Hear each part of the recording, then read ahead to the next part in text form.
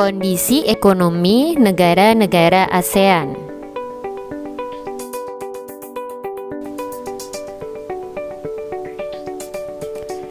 Kondisi ekonomi setiap negara ASEAN berbeda-beda ya. Nah, tidak semua kebutuhan setiap negara dapat dicukupi oleh sumber daya alam yang ada di dalam negaranya.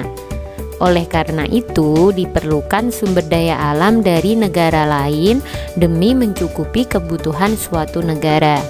Kondisi ini menciptakan rasa saling membutuhkan sehingga mendorong kerjasama di bidang ekonomi antar negara ASEAN.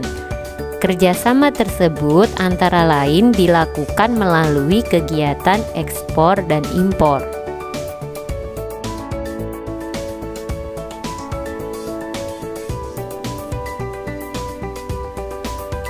Kondisi ekonomi di negara-negara ASEAN berbeda-beda. Berikut kondisi ekonomi di Indonesia.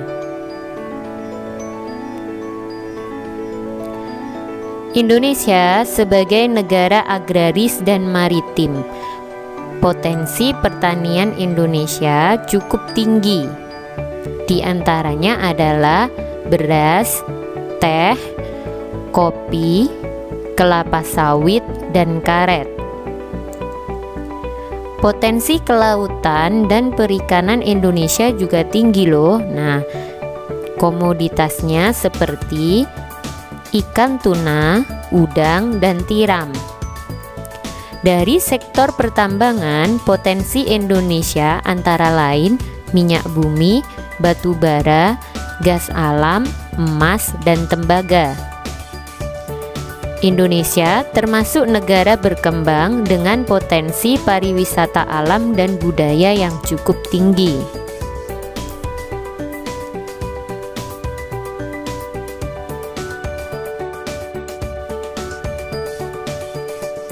Malaysia. Potensi pertanian Malaysia cukup tinggi dengan komoditasnya berupa beras, karet, teh, dan kelapa sawit.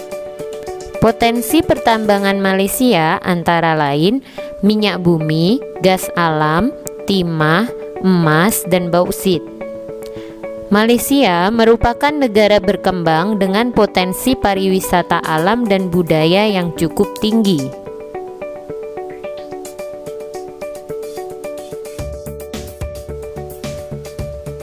Brunei Darussalam.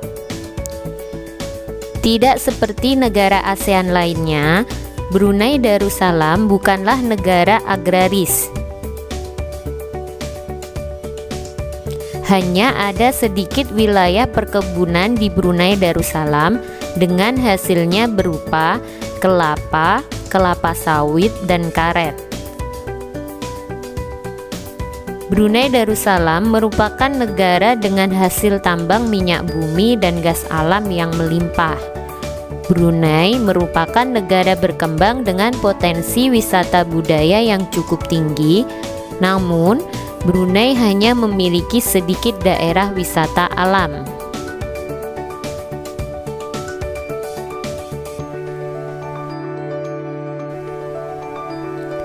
Singapura merupakan negara terkecil di ASEAN dan merupakan satu-satunya negara maju di kawasan ASEAN. Singapura bukanlah negara agraris serta tidak memiliki potensi tambang melimpah seperti negara di kawasan Asia Tenggara lainnya. Singapura memiliki pelabuhan yang ramai karena letak wilayahnya yang strategis. Majunya negara Singapura karena sektor perindustrian serta sektor jasanya.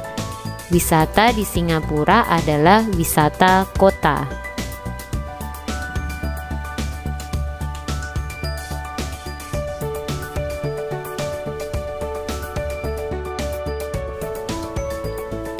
Kamboja. Kamboja sebagai negara agraris, potensi pertanian Kamboja meliputi karet, beras, kayu, hingga umbi-umbian. Potensi pertambangannya antara lain gas alam, minyak bumi, dan batu permata. Negara Kamboja merupakan negara berkembang yang potensi pariwisata alam dan budayanya cukup tinggi.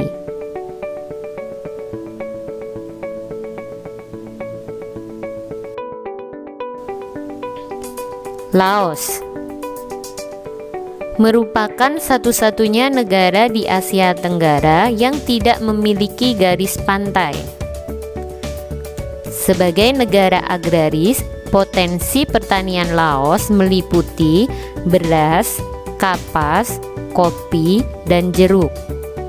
Potensi pertambangannya antara lain timah dan biji besi.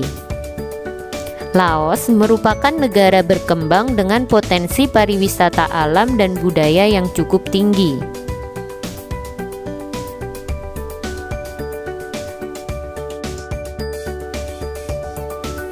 Myanmar adalah negara agraris dengan potensi pertanian berupa beras, kacang-kacangan, dan karet. Potensi pertambangannya antara lain emas, tembaga, timah, perak, dan batu permata. Myanmar merupakan negara berkembang dengan potensi wisata alam dan budaya yang cukup tinggi.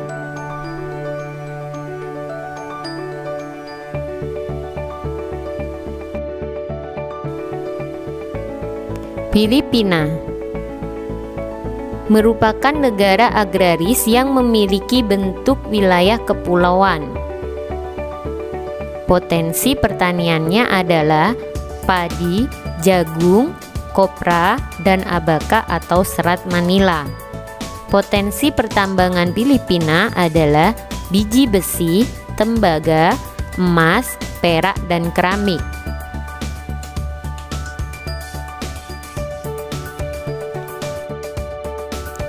Thailand merupakan negara agraris dengan potensi pertanian berupa beras, jagung, tebu, umbi-umbian, karet, dan cengkeh. Potensi pertambangan Thailand adalah minyak bumi, gas alam, timah, tembaga, biji besi, emas, dan timbal. Thailand merupakan negara berkembang yang terkenal dengan wisata pantainya.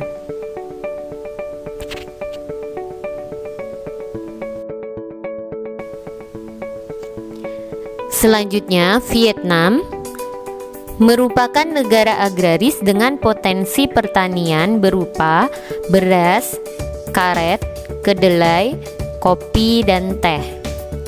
Potensi pertambangannya antara lain minyak bumi dan batu bara. Vietnam merupakan negara berkembang dengan potensi wisata alam dan wisata budaya. Teluk Halong atau Halong Bay merupakan salah satu tempat wisatanya yang terkenal.